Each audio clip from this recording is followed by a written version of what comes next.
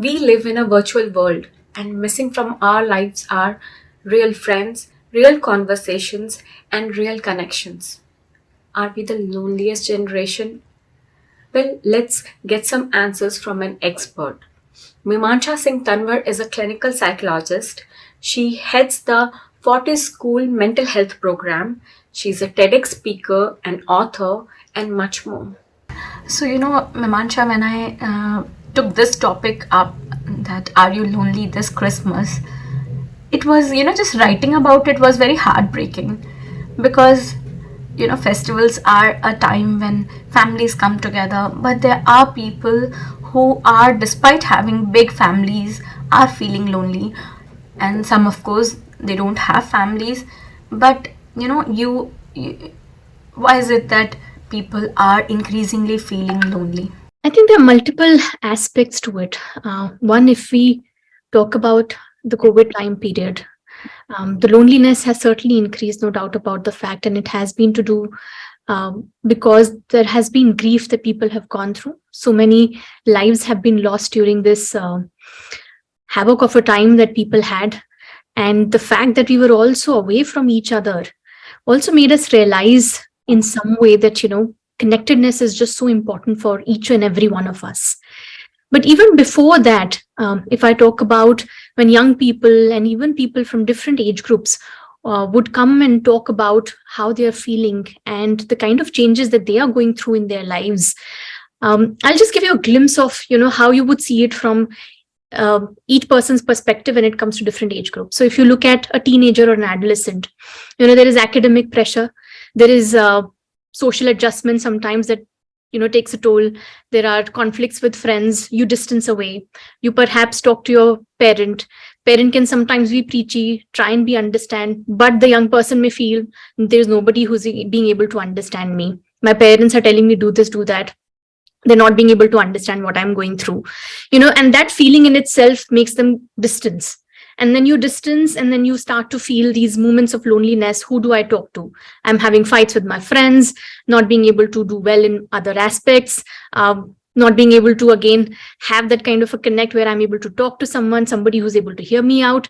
So that's a glimpse from a young person's perspective. Now if you look at somebody who's starting their career or are in the midst of their career, the aspect of wanting to do more and keeping oneself busy because there is a career path, and there is no harm in that, but the entire part of keep moving forward in life because of the competitiveness and the next thing that you want to achieve and the next thing that you want to do, that the diary is just so full with so many things.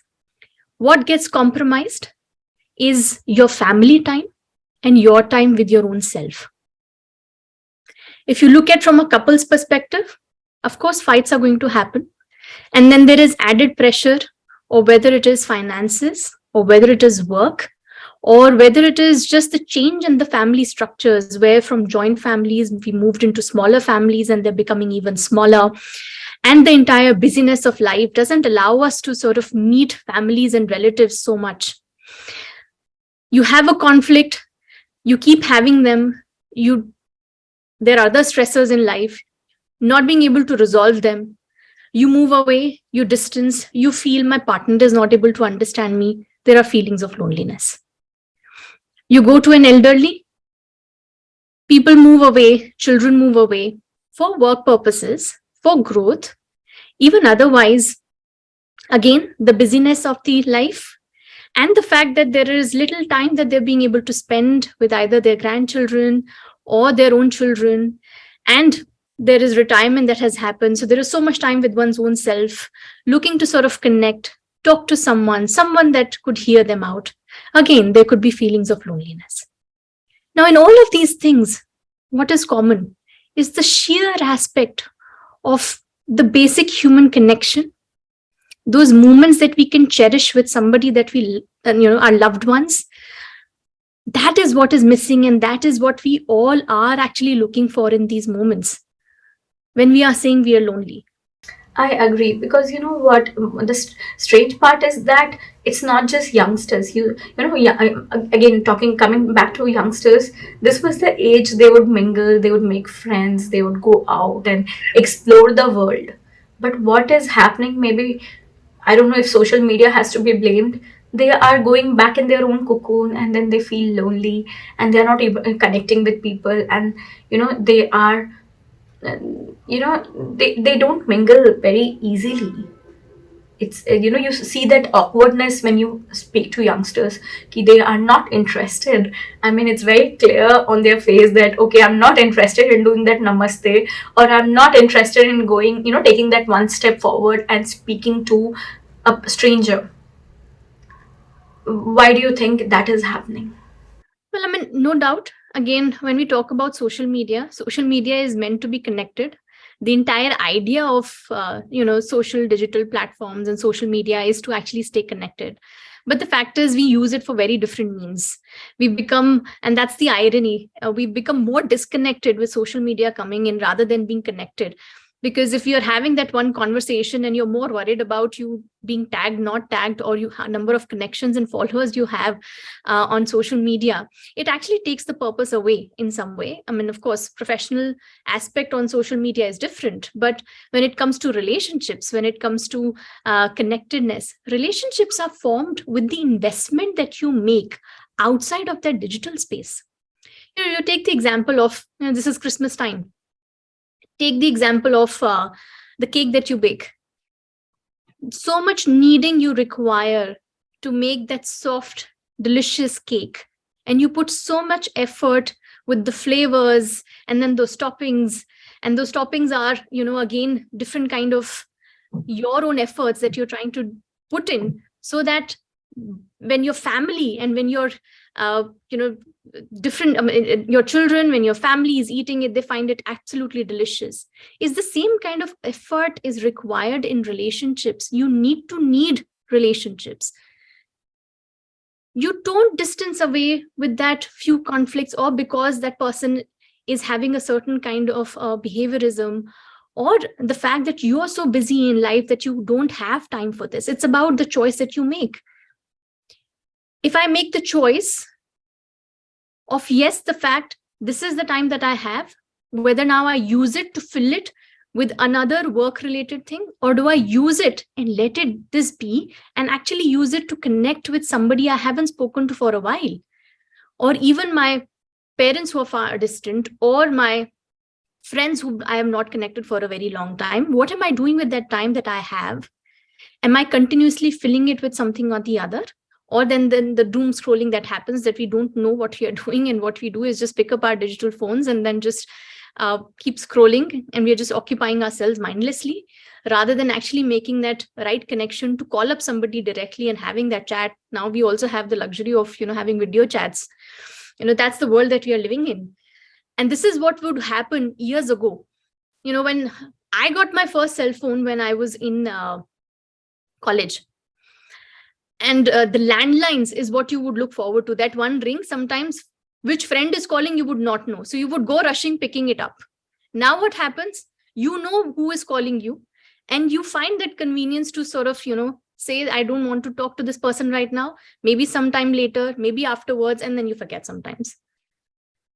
So this is, again, we are allowing ourselves to make more and more choices. So of course we are responsible for the choices that we are making.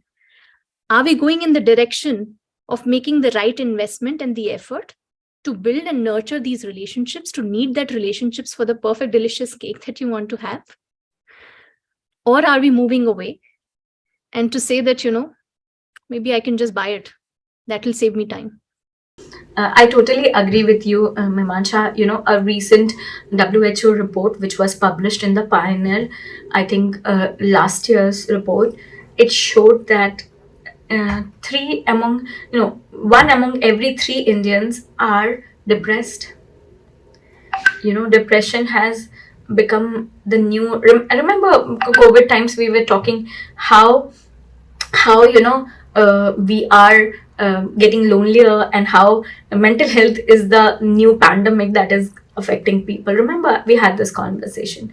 So WHO also pointed out that loneliness among Indians, depression among Indians has increased, many-fold. What is it now, now that we have identified the problem every age group is facing? What do you think is the solution? Because, we tell someone, okay, you should go and meet your friends. It doesn't work like that. Maybe a stepwise, if we can find a solution for everyone. I think depression, one, needs to be looked at like an illness, and it's something which is happening globally. But do you think loneliness and depression is connected? Yes. In some way, yes, we would say that, because I think if we are looking at, even in terms of the solutions to the problem, of course, you need medical intervention when you're undergoing depression. You need therapies when you're undergoing depression. But at the same time, you need meaningful relationships in your life at that point in time to help you, to support you, to give you that aid that you need. And that feeling of loneliness only aggravates when you are undergoing depression. At the same time, having meaningful relationships also acts as a preventive, that when you have that emotional distress and you know where you can go and let it out, talk to someone, you feel better. You feel a lot more relieved. In fact, WHO has also given psychological first aid. I mean, the odds are that your physical wound or harm that you may get would be a lot lesser than an emotional distress you would have in a week or in a day's time. And we all need to know how to actually give psychological first aid to people around us, which means that you actually look for people who need it. And you follow the simple aspect of listening to them empathetically. I mean, all of this connection, when we talk about connection, is just sheer aspect of somebody listening to me without any judgment, without giving any advice. When a child is coming to you that, I'm so anxious about my paper tomorrow, or I had this bad fight with my friend and I don't know what to do, all he or she or they're looking for is the aspect of somebody listening to them and how they feel when they're just let it out like an empty vessel. Similarly, if you and I think about it, when we're having that conversation with our spouse or our friend, what are we looking for? We are just looking for a space where we can just talk what we are going through without feeling that I've come out feeling judged or the fact that I did something wrong. We sometimes just need the space to let it out. And that's your listen part in psychological first aid. And yes, whenever you feel that a friend or family member requires more help, more support, you just direct them to that right kind of help or support that they may need, which could be a mental health expert or anybody else for that matter. So yes, psychological first aid is very much the aspect that we all need to practice. And this is something that we can do in our day-to-day lives to be able to help anybody who needs our support. I totally agree. And listening, I think, and the moment we listen to someone without any judgment, without any, preconceived notion, the moment we listen, I think we start the healing for that person. Absolutely. So it carries immense power, no doubt about it. So, what I wanted to know is, there is so much of taboo around mental health. Let's address that. So, okay, people are lonely, but there are times when that loneliness can, lead you to depression, to other disorder, like mental health related disorder.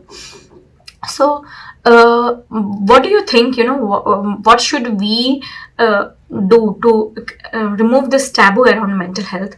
There is so much of hype that people don't want to connect. So I was reading an article which said that for every 1 lakh person, there is just one counselor in India, and that person is also mostly unemployed, because there are people who are not approaching. People have too much of, there's too much of taboo around mental health. How do we deal with that?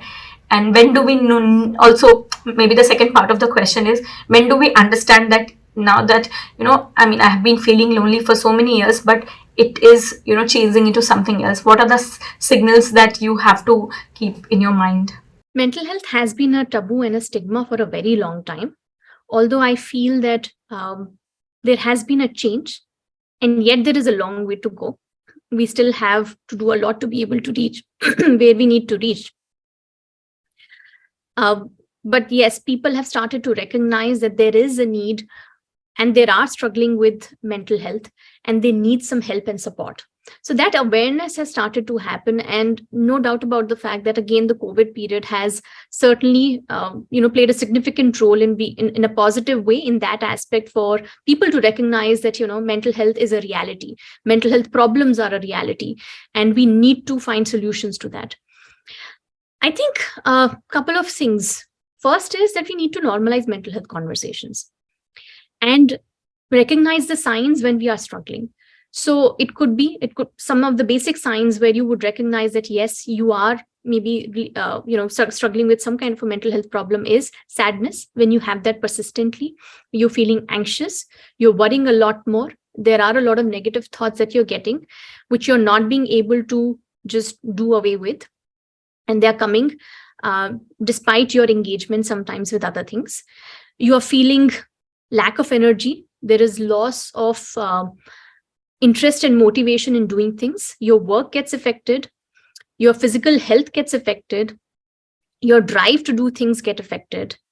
Even sometimes the basics of life, of being able to get up in the morning, disturbed sleep, appetite, all of these things have an impact when you're struggling with mental health problems. There could also be feelings of sometimes helplessness and hopelessness coming along with it. And this is when you need to recognize that you need help. The first thing that you do is you talk to someone, whether it is a friend, whether it is a colleague, a family member, but it's important that you open up about it. People still don't talk about it because of this fear that how will I be perceived? And again, one needs to understand that this can happen to anyone. If we are looking at a global number, which is as big as this, the fact is across age groups, it can happen to anyone. So open up, don't bottle it up inside, talk to someone. When you feel that even after talking to someone and trying to manage it at the basic level is not giving you the right solution, that's when you reach out to a mental health expert. Because this means that you require a little bit more of intervention than the basic one which you've already tried. And again, this can happen in adolescent age group. This can happen in, adults. We need to recognize that even children struggle with mental health related issues. And it's important that we identify it in a timely way so that, help can be provided much more timely. So maybe the last question to you, Mamancha, what is it, this festivals, what will your advice be? We all give gifts to people on Christmas, and, Christmas time is a happy time, merry time. And what advice will you give everyone who's listening to your interview today, that what little effort that we can gift a person today, and how something like as simple as like, let me, I haven't spoken to this relative of mine and I know she or he has gone through a lot lately, let me take the time out and have a word with that person. I'm a person who defines oneself a lot more with connection and relationships. So for me, it boils down to that. The basic ingredients of actually nurturing a good relationship. You make the efforts to connect with them, whether you meet them, whether you call them frequently, but you do that. If there are certain, misunderstandings or anything, conflicts or whatever may have happened, try to resolve them and let go. Even when you're baking that cake, you need that air, for it to have that fragrance so that people come around to feel that, okay, something is baked. You get that when there is air to it. So letting go is that air that you need, that fresh air that you need in relationships to come back again, and that you feel attracted and people feel attracted to come back to you. Positivity, a lot of positivity, keep it within you, keep that smile, and the radiance that comes through your goodness, your values, is what is always going to attract people and is going to also make you feel that sense of compassion and empathy. Work on that part. Your empathy and your compassion is going to go a long way in being able to help people and even, build strong, nurturing relationships. So do that. Festivity is all about relationships. It's about the laughter, the humor, the stories that you share, grandparents sharing stories, parents sharing stories, young children sharing stories. Do that. Those stories are very important. I think they just are passed on from one generation to another, and they really help you to build together, come together. So when you're having that Christmas cake, and when you're having that pudding, and when you're having your warm drinks, please be around each other, enjoy those and cherish those moments that you have with each other, and make that effort to create that moment, this festivity, and even otherwise. And that was absolutely beautiful, Mimaansha, and I think we all can, easily do this. One request to each and everyone who was listening: whenever you are together with your friends and family, just keep aside the phone. The basic, because we are living in a world which is virtual. We are connected virtually with so many people, but really with so less people, or maybe none. So let's get really connected, because that will help us a lot to get out of the loneliness that we are feeling.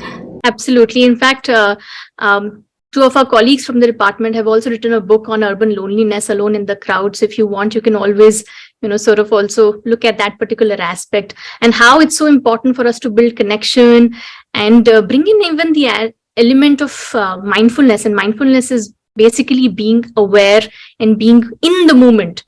Because when you're in the moment, you'll automatically enjoy those moments with your loved ones and with yourself. There was this more than 90-year-old research by Harvard which said ki, people who is the healthiest and happiest of all. So people who invest in meaningful relationships are the one who are happiest and healthiest. I think, we go after so many things: money, fame, everything. But at the end of the day, it boils down to how much we invest in our relationships if we want to be truly happy.